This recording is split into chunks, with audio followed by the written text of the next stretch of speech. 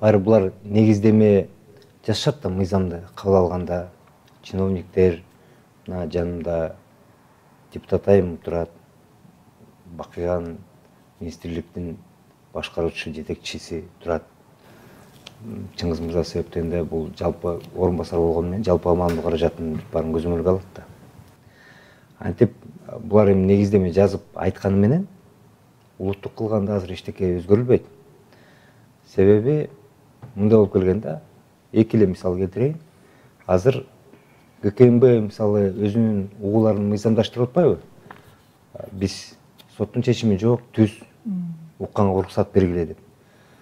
Буга чейин алар деле угуп келишкен. Соттун чечими жок эле угуп келишкен. Бирок эми ошо эки ишти мыйзамдаштырып атат. Так гана ошондой эле КТРКда деле мыйзамдашуу жолу жүрүп атат да.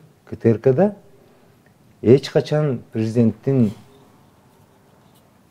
каалоосусуз, президенттин көзөмөлүсүсүз башкы директор шайланган эмес. Тарыхта бир эле жолу ошондой учур болгон.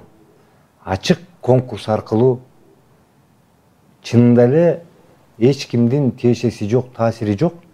Бул 2010-жылы так гана жанагы төңкөрүш болгондо ошондо Оозай Сакынына жетекчи болуп келгенде булар бүт баарын биз ачык кылабыз деп 15 байкоочу кеңештин мүчөсүн таптакыр көз карандысыз мүчөлөрдү алып келип, активисттерди алып келип туруп, коюп туруп, мына силер ачык конкурс жарыялагыла деп ошондо эле биринчи жолу болгон.